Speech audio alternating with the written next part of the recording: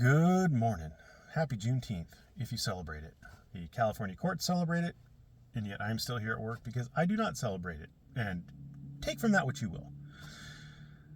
As far as the Frauditor troll the DMA versus Frauditor troll issue, I'm not a huge fan of copyright, but there have been so many comments in my comment section. Like, I think they're trying to put me in the position of like litigating this on YouTube. It is not my case. I did not file the copyright. I am not an attorney for DMA. I am only here to give my legal opinion on various subjects.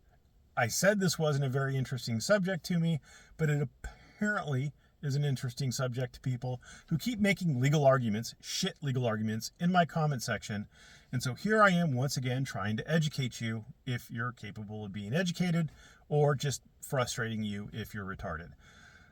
There are three issues that have been brought up ad nauseum, and two of them are closely intertwined because you could call them jurisdiction. Jurisdiction is either personal jurisdiction or subject matter jurisdiction. So there's two things. Subject matter is absolutely 100% appropriate in federal district court. Copyright is a federal cause of action. Federal causes of action can be brought in federal district court. Subject matter jurisdiction is 100%. Personal jurisdiction and the third issue, which is venue, are going to be, so generally speaking, personal jurisdiction, you get that when you serve the person summons and complaint. At that point, the federal district court is going to have personal jurisdiction over the defendant. Venue is generally speaking appropriate either where the incident occurred, if it's an incident, accident, whatever, or where the defendant lives, or if it's a corporation, where the corporation is headquartered, etc. Copyright might have some slight variation on that. I don't really know. I don't do copyright law. Go talk to Leonard French if you want to learn more about copyright law. Or DMA's attorney might do a copyright venue analysis. I don't know. Don't really care. So those two issues, though, venue and personal jurisdiction, are kind of combined because there is a contractual relationship between the defendant and Google, wherein the defendant agreed when Frauditor troll filed the counter notification that he could be served, that the person's name, if that is Frauditor troll or not, I don't really know, don't really care. But that person at that address agreed to be served for that counter notification. They said, I am the person who is appropriately served, and I can be served at this address.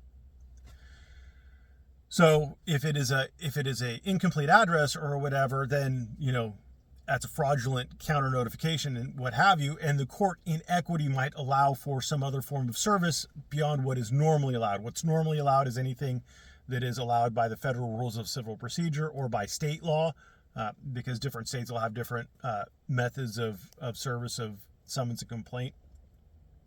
But as long as it's goes by the federal rules of civil procedure or the state rules of civil procedure, whatever those are, then it's good. But the court can also, in equity, order different forms of service. So, for example, if registered mail, publication in a local newspaper, service by email might be authorized.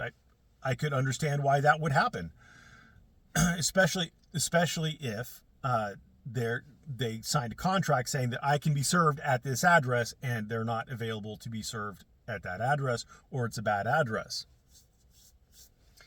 So,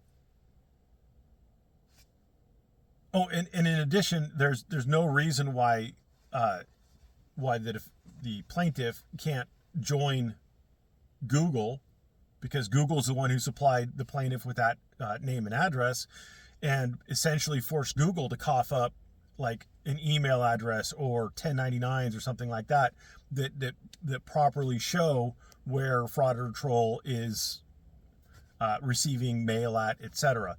So there are options. I'm just saying there are options, but ultimately that is a problem for plaintiff's counsel to figure out. I'm just saying that contract exists, and he agreed, Frauditor Troll, or whoever signed that for Frauditor Troll, agreed to be served at that address. So there you go. The other issue is venue. Venue is not as critical as people think it is. Again, under the contract that Frauditor Troll and or his representative agreed to by doing the counter notification, it's either in the location of that agent or Frauditor Troll, whatever, if Frauditor Troll's an LLC or whatever, don't really care, but it's either where that entity is, the state that entity is, or if that entity, whatever it is out of country, then it's properly brought in the Northern District of California. Now, if Frauditor Troll is Canadian and or if everything is running through an LLC, which is Canadian, then Northern District is perfectly appropriate. It's the right venue. If he's in New York, which is also a possibility, no one really knows, then the whatever district court in that area of New York would be the appropriate. I think there's two, maybe? Are there two district courts in New York? I think, isn't there one in like the New York City area, and then there's one, I think there's one, yeah, there's the Southern District of New York, and then there's the Northern District of New York, ? So I think there's two. But anyway, whatever one would be appropriate, right? But the issue is, if the attorney for DMA guessed wrong, in theory it could get dismissed, but normally that's only done if DMA was acting in bad faith and bringing it in like the entirely wrong court. But normally what would happen if it was the wrong venue, well, first of all, Frauditor Troll and or the LLC and or whoever the entity is, would have to file a motion to transfer venue or to dismiss for improper venue. So he would have to actually respond to say, this is wrong, right? That's step number one. If he doesn't do that, if he gets served and he doesn't challenge venue, well, it's fine. If he does challenge venue, what will almost certainly happen, like I am 99% sure of what would happen, if he challenges venue and if venue is inappropriate, then it would get transferred to the appropriate district court. If it's the Northern District of New York, if that exists, then that's where it would go. So, I mean, that's not super crucial. As an attorney, I wouldn't lose any sleep at night over that. Whatever, dude. And again, it's because I don't think that DMA or his attorney was acting in bad faith on that. The speculation is that Frauditor Troll is Canadian. That was the accepted wisdom, although there's contrary evidence or statements floating around out there. Like I was under the impression he was Canadian. That's why the video I did shitting down his neck was raking the leaf. That's so I don't think it's bad faith. I think Frauditor Troll would have a hard time showing bad faith. So if he does win his motion, it would just get transferred. So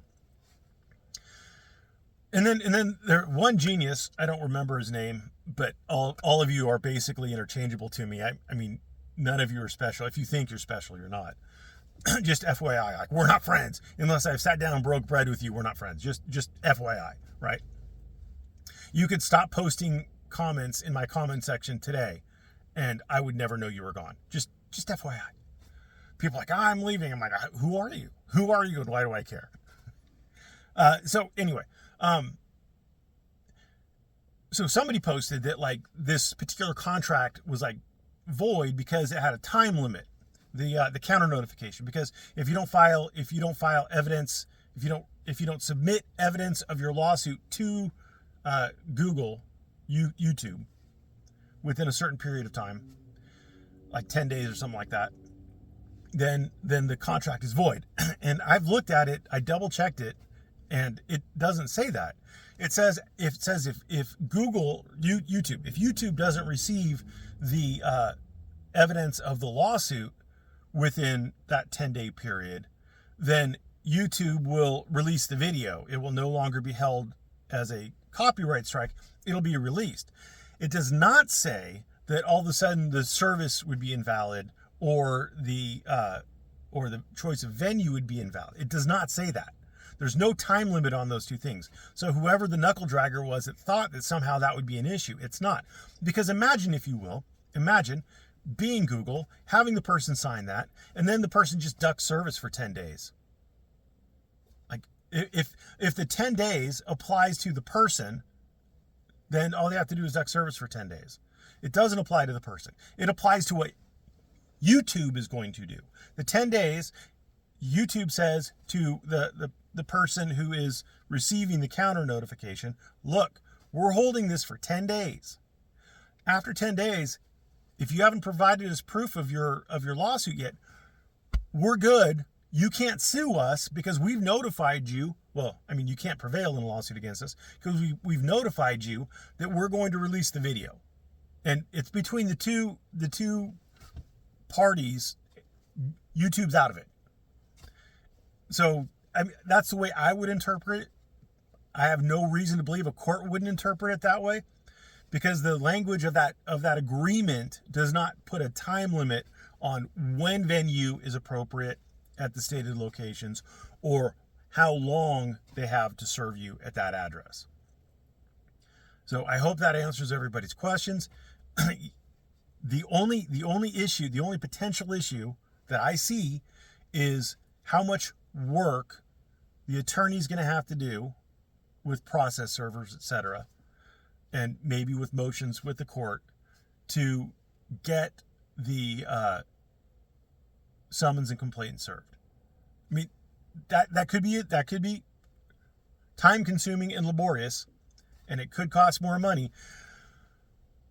But fraud or troll needs to remember there are prevailing party attorney's fees and costs. That's my understanding. If DMA wins, he may be entitled to reasonable attorney's fees and costs. And if fraud or troll is ducking service and giving bad addresses in his notification to YouTube, in his counter notification, and if that increases the attorney's fees and costs associated with this, DMA may recover them. I mean, like this is Frauditor Troll's turn to fuck around and find out. This really is. I'm not saying that DMA is going to win. I'm saying that DMA has, in my uneducated estimation, my non-legal opinion, based solely on a very superficial studying of what's going on and half-assed remembered things from when I was dealing with this with Earl.